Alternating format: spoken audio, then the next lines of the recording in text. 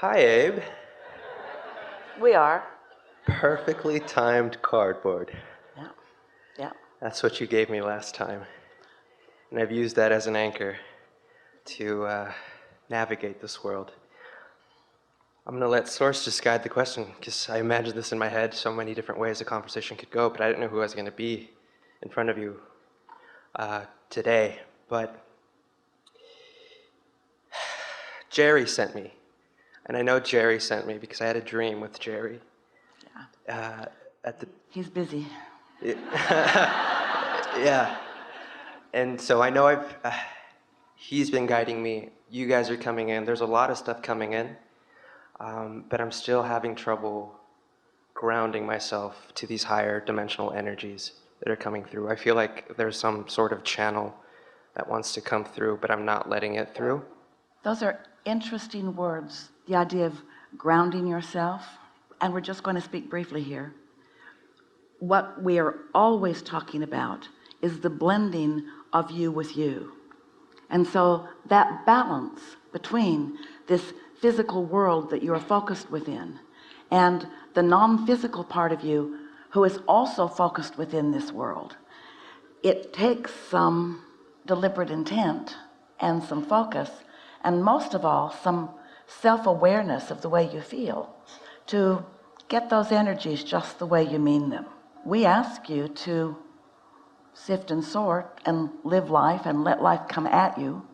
And so in the process of that, in that step one asking, you introduce into your equation more resistance than you would maybe at some other time. In fact, all of your creating really happens in those step one moments. But then, as you understand, it requires deliberately focusing into that energy of the answer. You could almost say it's not exactly right, but it is a really good way of looking at this, that the question step one and the answer step three, the question step one and the answer step three, the question step one and the answer step three have to find some way of blending within you. You have to find a way of the question being important enough that it launches a desire, but then it doesn't stay so actively asking that it blocks you from the answer. And so what we're really talking about here is knowing which moment it is, know whether this is an asking moment or whether this is a receiving. It's almost like, is this a speaking or a listening? Is this the moment I speak, or is this the moment that I listen? And in your human communication with one another, you don't enjoy conversations where you're all talking at the same time. It's nice when someone talks and someone listens, and it's very much that same way. Yeah, that's what I've been having trouble with, relating to other people. Since last we spoke, I like to think of life as being, Joseph Campbell talks about the hero's journey and how there's different steps along the path. And I've been feeling a lot of contrast. So since last we spoke, what do others have to do with you? That's what I want to understand. But in light of what we were just talking about, do you think the others in your life are more about your step one or about your step three? Before you answer, everyone think about it for a moment. Are the others in your life more about the contrast asking part of the equation, or about the receiving allowing part? They are all about the asking part. That's why you interact with one another. But so often you want them to be all about the receiving. You want them to soothe you into receiving. That's why we tease you as we accuse you of living conditionally. It's like you want others in your life to behave in ways so that you can feel good as you observe their behavior. So you want to use them for step three. But that's not what your plan was. Your plan was to mix it up and help the others help you to define what you want. And that is much more step one than it is step three. Now, we've not said that to you before, and we believe that it will serve you especially well. Don't you think? I'm hoping so, yeah. You're saying to each other, you don't bring me flowers anymore. Or you're saying to each other, you used to make me feel good, and now it's like you don't try. And we are in all of that conversation that you're having with each other, wanting to talk you in the direction of reaching to your inner resources for that step 3. And of course, once you reach for those inner resources and find them, when you are, not once, because it comes and goes, when you are under the influence of your own inner being, then of course your interaction with others is delicious. We think there is nothing more wonderful than for 2 or more of you to be tuned in, tapped in, turned on, and playing with each other. That's just the most satisfying part of life. But if you are using each other to try to get into the receiving mode, then it's a misunderstanding of who they are, and it's a misunderstanding of who you are. Does that make sense to you? That's revolutionary. That's the most important thing that we've said to you in the last 2 minutes. Or ever. Or ever. I think you're right, because last time we spoke, we also said you care what other people think too much. And I found myself asking people, like, what do you think about this, or what do you think about that? And that kind Sometimes that's fun. Collecting data is all part of it. What you must be noticing is if you collect enough data from enough people, you find out that they think all kinds of different things about all kinds of different things. And none of them are stable, because it's not their job to ground you. It's your job. So I've been living in fear. I didn't used to have panic attacks before we spoke, and then... Before you go further, I have fear, which means I often disagree with my inner being. Okay, so let's play with this. Not really playful thing. But I feel it's an archetypical thing that we get caught up, right? When I go out into the world, there's been situations where I attract kind of people around me that, say negative things, and I have this kind of fear of being judged. We'll put it into our terminology. Sometimes my mix of vibrations, as I'm working on being grounded, holds vibrational frequencies that law of attraction matches perfectly. So sometimes I match up with other people and other situations that reflect to perfection what I'm emitting vibrationally.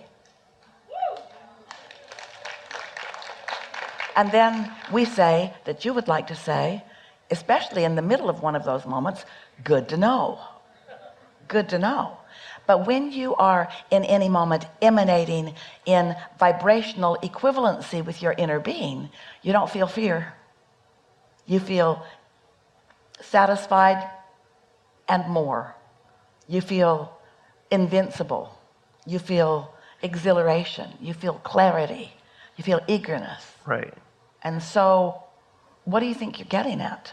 Are you seeking more control of your focus? Or are you seeking more sensitivity to your emotions, to your emotional guidance system?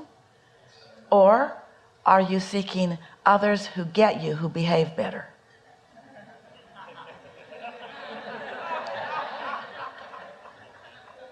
Well, I think the last one, but when you put it that way, yeah. Most are, because it does feel good when you're on the same wavelength with someone, unless your harmonics with their wavelength takes you away from your true wavelength, then you feel fear. So when you're trying to get to know people, or trying to get them to know you, or trying to get them to like you, you might want to just tell them what's really going on. From time to time, I may very well choose you instead of my own source, and it's going to suck for me, and I'm going to blame you.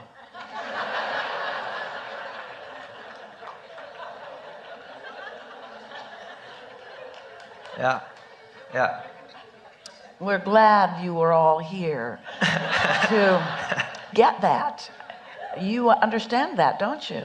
It's a hard habit to let go of, because the people that you most relate to are those whom you can see and hear and smell and taste and touch, and you do have so many emotional responses to them that it's easy to train yourself, or to help to train them, or to let them train you into looking for behavior modification in order for you to maintain that balance. But You're really not looking for that balance. In fact, maybe it's not even grounding you're looking for, because looking for love in all the wrong places or looking for people to shore you up is more grounding. We would like you to just let go and fly free. We don't want you to be earthbound. We want you to be source energy flying around here. Well, let's play with that now. Because when I do play and fly around, like, I don't know how Esther initially started doing this, but I talk to you guys a lot, and once you open yourself up to this, like you realize that Earth is this kind of interdimensional highway, and there's all sorts of things just waiting to play with you. And there's certain times where I'm afraid of that. But here's the thing. You don't need to be afraid unless you're sloppy in your vibration. What do you mean by that? We mean you don't have to be afraid unless you're sloppy with your vibration. Can you define sloppy vibration? Focusing on things you don't want. In other words, it's not any different than being in your physical body. You get what you think about. You're opening thought pathways. And the thing about tuning in so that you can begin translating vibration into thought or into word is that just like you have learned to read, so you could go to a bookstore or to a library and you could take any book from the shelf and read it, but you don't want to take every book or any book from the shelf and read it, because some of them are vibrationally of value to you and some of them are not. And so it doesn't matter whether you're focused into the world that is already actualized or being realized by most of you as you translate it through your physical senses, or if you are still receiving vibrations that have not become things yet, you still want to utilize your own same accurate guidance system to help you to discern what you want to think about. We know what you're talking about. When Esther first began receiving us, she was unsure. She only knew how it felt. And she couldn't listen to other people because they had so many warnings and so many rituals and so many things that they worried about. And she just didn't want to hear it because, first of all, there was such a variety of comment. And next, it didn't feel good when she was hearing it. And so she had the wonderful experience of having Jerry close by, who had studied a lot and who was sensitive to his own guidance system, even though he didn't really know it, who had good intuitive sensibilities about whether he wanted to move forward into something or whether he didn't. In other words, sometimes Jerry felt guarded. And while we are not encouraging guardedness, we certainly don't encourage moving forward into something that you feel guarded about. What good is your guidance system if you don't use it for guidance? So after Esther began receiving us in those very early days, she was having every night out-of-body experiences. And they were living in Phoenix on a golf course. And when she thought about having an out-of-body experience, she thought, maybe it's not such a good idea because I might just fly away and I won't be able to make my way back to Jerry. And then she thought, well, I'll just fly around the golf course. So each night, just as she was dropping into sleep, but right before, she would slip out of her body and slip out of the window and fly around the golf course. Oh, it was so delicious. Her favorite was down close to the ground, under the bridges, close to the water, and then soaring up and circling around again, and then back into her body. And she liked it so much and feared it a little bit at the same time, because it wasn't something that she felt that she was controlling. She wasn't really controlling it. She had done her controlling by meditating. She had found her control by living happily ever after.